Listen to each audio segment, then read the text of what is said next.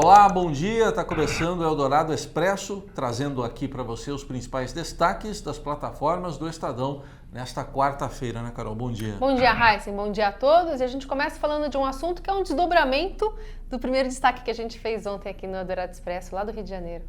Ontem a gente abriu falando da prisão do casal Antony e Rosinha Garotinho, ex-governadores do Rio de Janeiro. Agora vamos falar da soltura deles, habeas corpus concedido pelo desembargador Ciro Darlan, do Tribunal de Justiça do Rio de Janeiro, então determinando a soltura de Antony e Rosinha.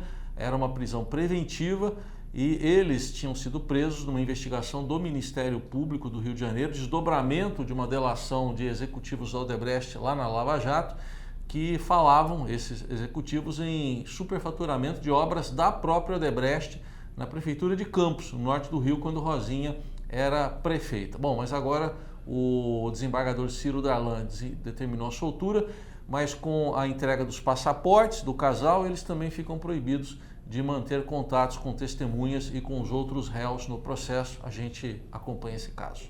E a ideologia de gênero volta à pauta. Ontem o governador de São Paulo, João Dória, pediu para que se recolhesse material didático distribuído para adolescentes de 13 e 14 anos do 8º ano do ensino fundamental aqui no estado, quando se falava de diversidade sexual, né? Segundo ele, o material fazia uma apologia à ideologia de gênero e nessa esteira o presidente da República, Jair Bolsonaro, pediu ao MEC, ao Ministério da Educação, para que redigisse um projeto de lei que proibisse qualquer tipo de ideologia de gênero no ensino fundamental. O caso está pegando bastante força, né, na discussão entre os dois. Enquanto isso, a Igreja Católica comemora, né, celebra essa decisão do presidente. Hoje o Estadão ouviu especialistas que defendem ambos os lados e é importante até você dar uma lida, acompanhar essas discussões até para formar sua própria opinião sobre isso.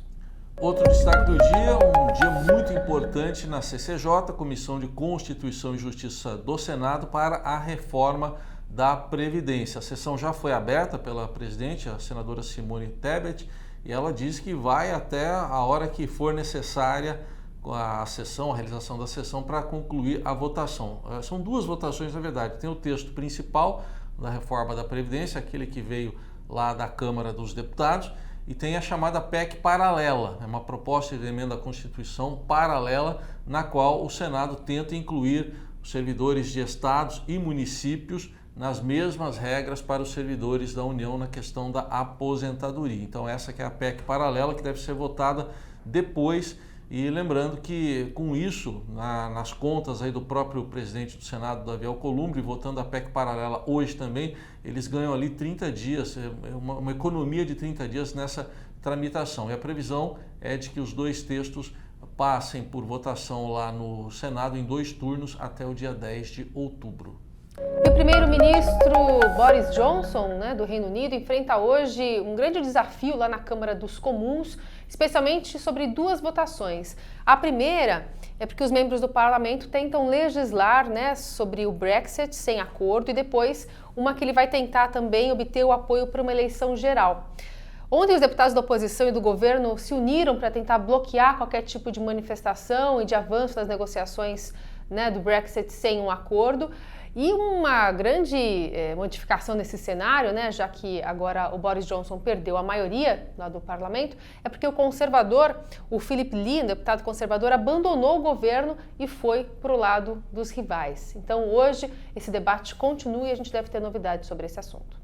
No esporte, destaque para uma noite de decisão na Copa do Brasil. Hoje serão conhecidos os 2 finalistas. Às 7 da noite, tem Atlético Paranaense e Grêmio na Arena da Baixada em Curitiba.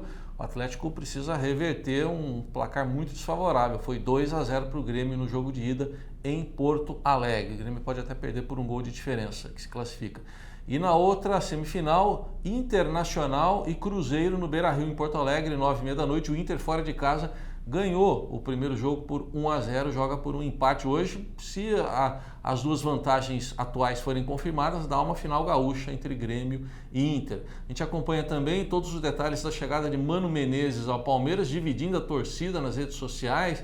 Teve muro pichado, já apagado, mas pichado. A gente acompanha toda essa discussão polêmica da chegada do Mano. E nem para todos os torcedores foi certo Mano essa contratação. Você gosta de filme de terror, Heisen?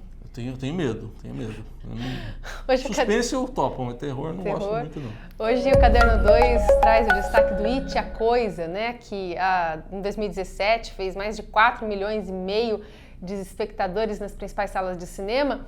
E fala, né, sobre um palhaço meio macabro lá que se reúne para assustar algum grupo de crianças. Agora tem a continuação, estreia amanhã. O Caderno 2 fala sobre esse possível novo sucesso de Stephen King, que traz novamente esse grupo, né, que cresceu, um grupo de adolescentes, e que de novo vai encarar esse palhaço pela frente. Destaque do Caderno 2, fica o convite para você ler. É que algumas notícias que a gente dá já são terror, né, no dia a dia. Mas estas são as principais notícias de hoje, principais destaques que você acompanha nas plataformas do Estadão. Uma boa quarta para você. Tchau, boa quarta.